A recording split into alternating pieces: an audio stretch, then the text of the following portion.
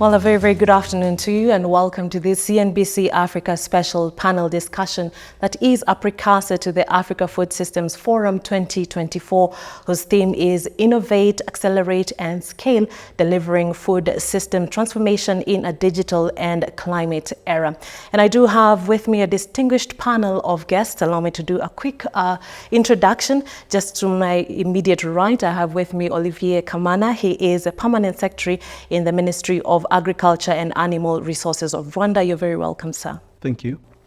Also, we have with me Dr. Magnifique Ndambe Nzaramba. He is the Deputy Vice Chancellor, Research and Extension, Rwanda Institute for Conservation Agriculture, that is RICA. You're very welcome, sir. Thank you.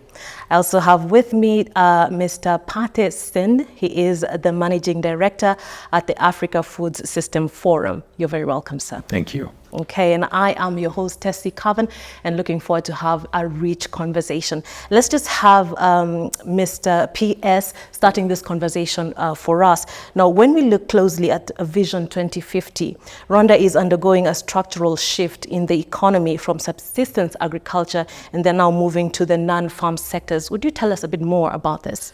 Thank you. So it's a great time for our agriculture sector to embrace change. We can't allow us or give us this privilege of continue to do things as used to do in the past decades with traditional farming. So it's time to change now, to go for intensive agriculture, but we are constrained by our structure of our land and the land scarcity in general. So for this, we have introduced over the last decade a new concept of land consolidation. So we do consolidate land to allow our farmers to together and then get all the benefits together. So by doing so, we have already consolidated the half of the entire arable land of our country. So we have now 1.4 million hectares of arable land. So half of it is now completely consolidated. So when you consolidate, farmers do bring their lands, their individual parcels together, they put together, and then this allows the government to come in by conducting interventions tailored to them. So we do provide access to inputs and to other services such as irrigation and extension services. And then this allows them to increase their yield, and then in order to be able to afford markets and to get in contact with potential industries for value addition. This is for agriculture, but also for the livestock sector. We have now introduced a new concept of zero grazing, especially for the eastern province of Rwanda, where we have big lands that was normally using for traditional farming with open grazing. Now we are going into zero grazing for 30% of the land, and then dedicate the 70% to agriculture. This will also contribute to boost the agricultural productivity.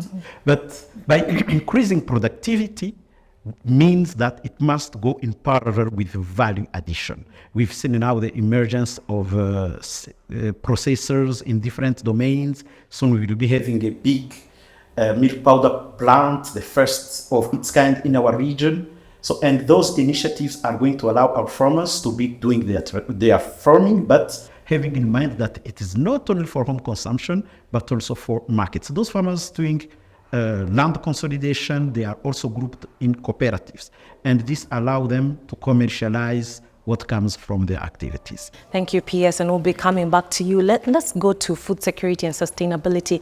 Allow me to bring you in, Dr. Zaramba. Tell me, what do you think are the most pressing issues that need to be addressed regarding food security and sustainability across Africa? First and foremost, I think we need to address issues that are pertinent to small-scale farmers, because we know most African farmers, at least a big percentage of them, are small-scale farmers. So we need to figure out those issues and we address them. Without that, first, sustainability will not be really attained. Number two, we need to address the issue of aging farming population. Our population is aging, and yet the new future farmers are the young ones who have grown up in the IT age and technology age. The tools that we're talking about today are not really the tools that the younger farmers or future farmers are looking to as a way of doing business. So we need to start working around the transition in time to make sure that we lay the foundation for the older ones to phase out as the young ones come in, so it becomes seamless, or else that gap may create unsustainability into the food system. The other component is we need to look at how do we work around. I've liked the theme that is about food systems. We should be stopping looking at things into interventional based kind of approaches. We need to look at it holistically, because all these activities, agriculture activities, are highly interconnected. Any disruption from one certainly affects the other. So the approach itself has to be looked at differently. The other issue is taking care of the soil. So everyone needs to know, if we misuse it, then you're not talking about farming at all. So the basic component of farming is the soil, and soil is a healthy living organism in one or the other. So we need to start informing our farmers that sustainability is not about exploiting the land maximally for a shorter period of time, but that sustained production of sufficient quantities and quality that is going to take us through generations. We bring in Mr. Patesen into this conversation. You are the Managing Director of AFS Forum. Tell me, why is this forum timely for Africa? Why? Because we are 6 years before the end of the SDGs 2030, but also the Malabo Declaration, which is like just 1 year. These are milestones, and still right now we are struggling with food security. We are struggling with food nutrition security, but also, more importantly, job creation for young people and women. When we know that this sector also can provide that opportunity, most of our countries on the continent, between 30 to 40% of the GDP, it's based on agriculture. But look at it more holistically, as my colleague said, it's not only agriculture, it's also health, nutrition, transport, value addition. So all these subsectors that are connected to agriculture should also provide those job opportunities. So, and since now the need is here, we are in a continent where young people are like vibrant. They want for opportunities, change, and they are looking for anything that they can do to improve their quality of life. So I think agriculture should not be seen as a miserable, service provider, but an area where you can make good business. And that's why we want also to bring in all the landscape, the ecosystem, the people who are around, policy makers who are here, research, academia, investors, youth, farmers, to come and accelerate the effort of the continent. So we are on this right direction, but we need now to catch up, as my colleague said, and make sure that we accelerate and innovate, as we are also talking to a new population, which is the young people and women. Will we beat the time? As you've mentioned, 6 years to the SDG, we are playing catch up. Are we doing the right things to actually beat these deadlines? So we are, but unfortunately we are also constrained by a lot of challenge. The continent is also facing climate change. Agriculture, when you talk about it, it's also about landscape, ecosystem, but also climate change, and we are the most vulnerable. But that's not really an excuse, so we need to adapt, and we have also some business model to adapt. We are also constrained by, fragmented market, gap of infrastructure. So many sectors are currently in all countries working to make sure that this is changing. The best example is the case of Rwanda. I think over the last 30 years, the transformation that has been seen here is tremendous, and it can show you that it's possible. So same, it's happening in other countries. You can take from the northern part of Africa, Morocco, and many other examples. So which mean while we have a long way to go, we have also hope that this is happening, and we can now share those experiences, make sure that we leapfrog. So we don't necessarily need to start where the other one has already done it, so we can also share experience. And that's also the value of this forum, by bringing all those stakeholders to work together to share best solution, experience, business model, innovation in policy, delivery mechanism to accelerate and get there before those deadlines. Wonderful. As you have said, we don't need to reinvent the wheel. We already have examples. And PS, Rwanda has been mentioned as an example. What are some of the priorities that Rwanda, put forward to make sure that we have a transformed sector?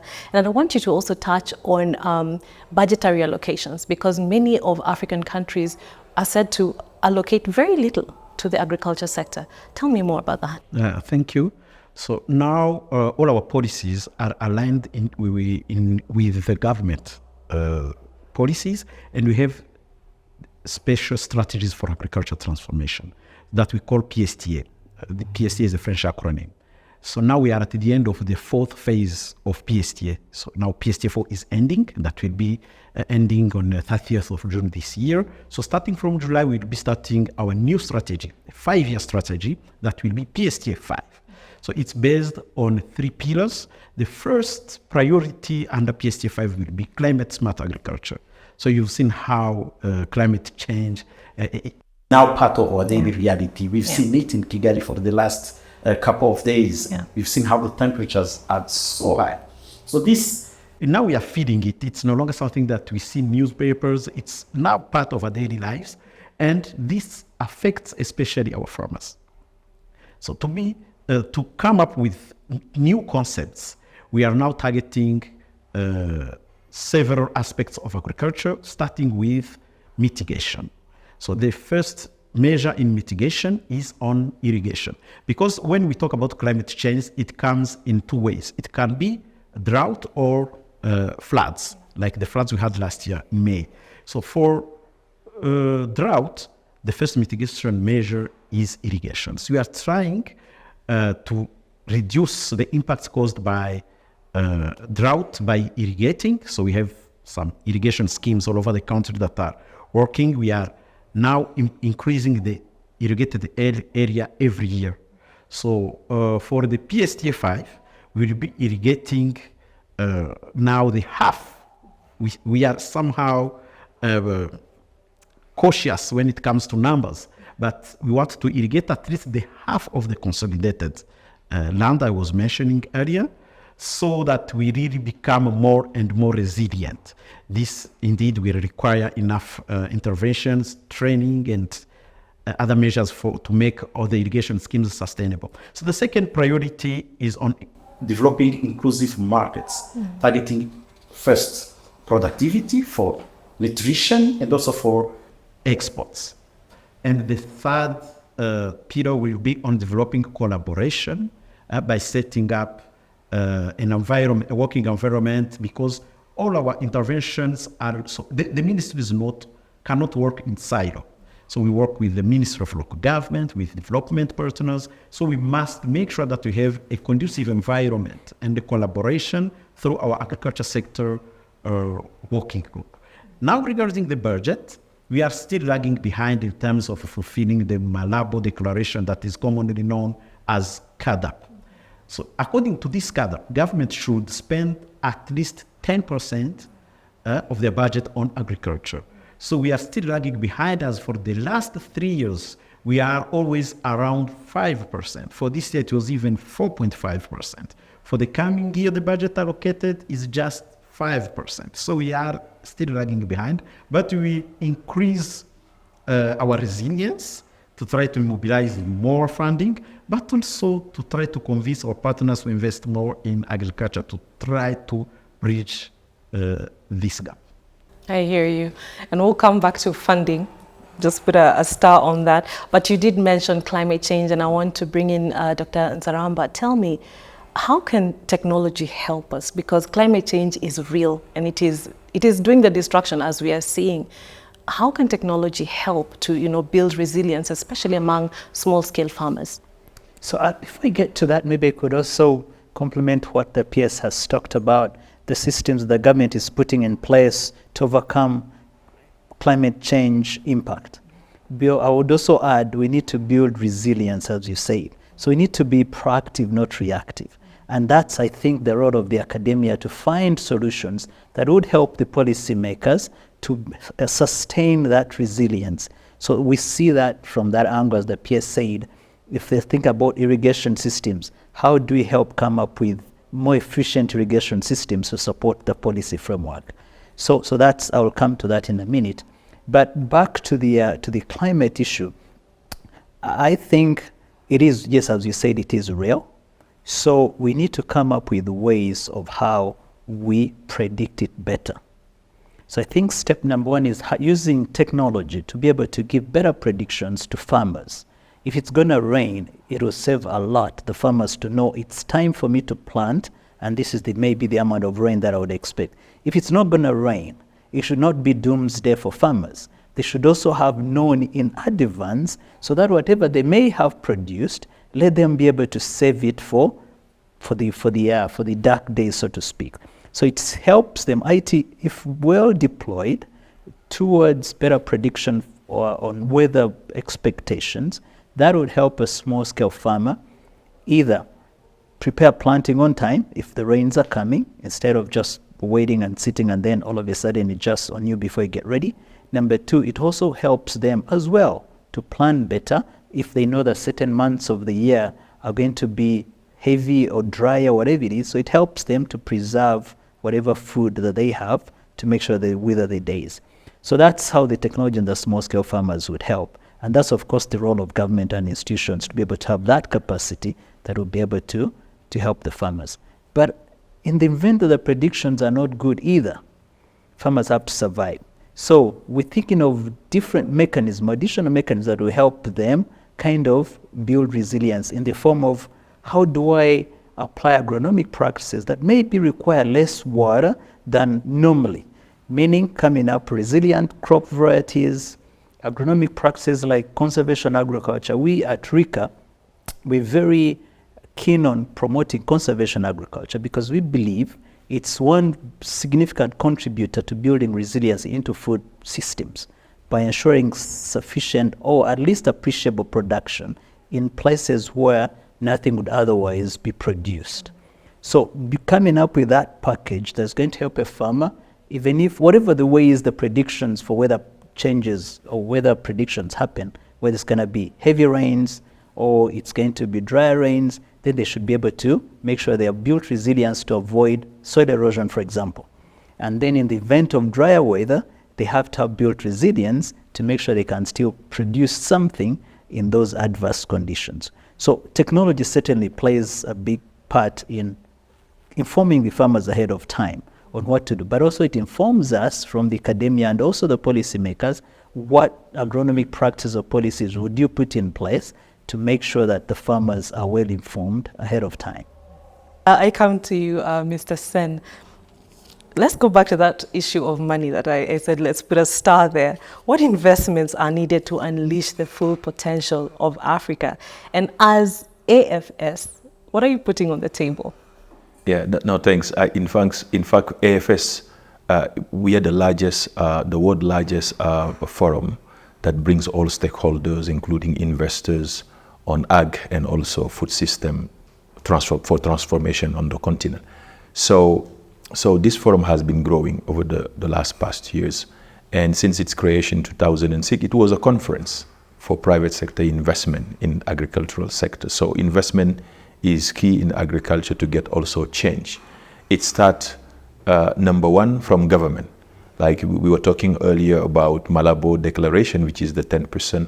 And I think Rwanda has been also, showcased as one of the countries that is also making a lot of effort to increase the national budget from a government side, although also improving the policy, integrated policies between different sectors to make sure that this is happening.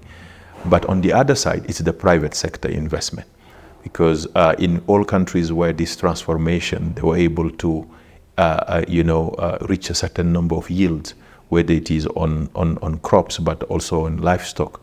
So you need massive investment. And it's not enough on the continent. So we are still a lot of startup. So mortality of even MSMEs is extremely high. After 3 years, many of them disappeared. And the agricultural sector is a sector that is extremely risky. Risky because of the climate we were talking about. If it is not de-risk, you don't have predictability, you don't know when it's rain, and you need to have all those early warning system to make sure that you have the right information to decide, both for government but also at the farm level. These are also investment needed. It's an enabling investment from the government. Now, when we come really to the private sector, along the food system value chain, depending on any commodity you would like to produce, you need it from the input, the production, the processing, the logistic up to the table. And that require all segments to receive the sufficient resources to come. So those segments, depending on the country, the need are different, but we need like millions and billions of dollars to get things moving. And what my message is for those who are outside there, like, investors, whether it is like banking sector, pension fund, institutional investors, equity, venture capital funds. So Africa is a land of opportunity. So risk, it's the same risk as we find in any other continent. But sometimes we are overrated in terms of risk. But at the end of the day, it's exactly the same risk. Now we just need to work together with with government to make sure that those risks are contained, and then investment can flow. And I'm pretty much sure with the young generation we have, all of them are looking to change things. They're doing great things, and you can go out there, see from one country to another one. So what we can say, welcome, the continent is here, and then you cannot make business more than here and than anywhere else on across the globe. I come back to you, PS, and earlier you had mentioned about markets. Of course, there is no need of making all these advancements, and then there is no market. How do you see the AFCFTA giving African countries, let me say, an opportunity for the market? Yes, this is a good opportunity, actually, because of the exchange that was encouraged through this framework, but we are still having some non-tariff barriers, unfortunately. There is still a willingness from the government and ownership of this platform by governments. We are still facing this issue of non-tariff barriers, especially when it comes to cereals. In our countries, the cereals are now seen as a tool for sovereignty. So now, in case of lack of enough cereals on the market, we see some malpractices. Let me use the word malpractice from the governments that are trying to use a kind of protectionism to try to prevent this free movement of trade among countries. So this is still a challenge that we are facing, but this Continental Forum is a good opportunity for us and to access markets and to increase competitivity, because in Rwanda we are known for having good quality products. Given that we implement good agricultural practices from farm to fork, our products are known to be highly competitive on international markets. If those non-tariff barriers are removed, we can be highly competitive when extend in the region or even in Africa, why not in the world? Thank you. And as just to get one last thought from all of you on food systems in Africa, maybe let me begin with you, Sen. What are your closing remarks, if I may say? My closing remark is, Africa is a land of opportunities. We have what is needed to transform our food system, to feed ourselves, and be able also to do business with the rest of the world.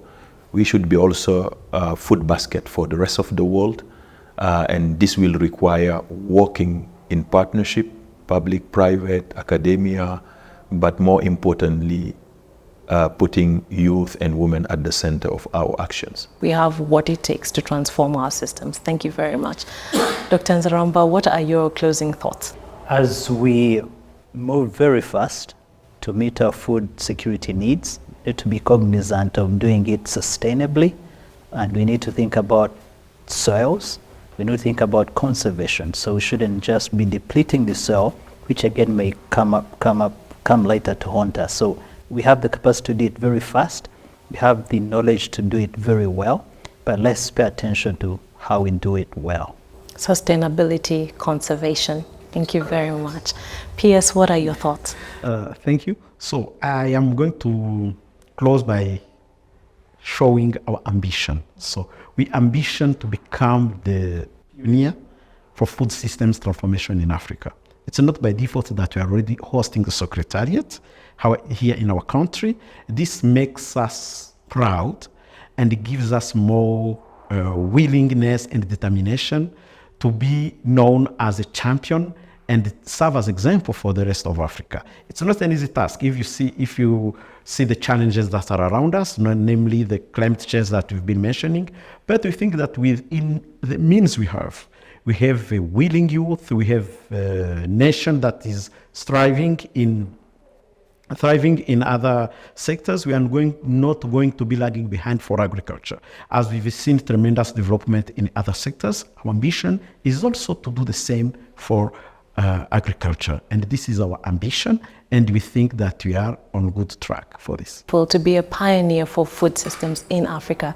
Thank you very much. Thank you very much to my distinguished panel. I am very grateful for this wonderful conversations that we have had. Remember, this is a precursor to the AFS Forum 2024.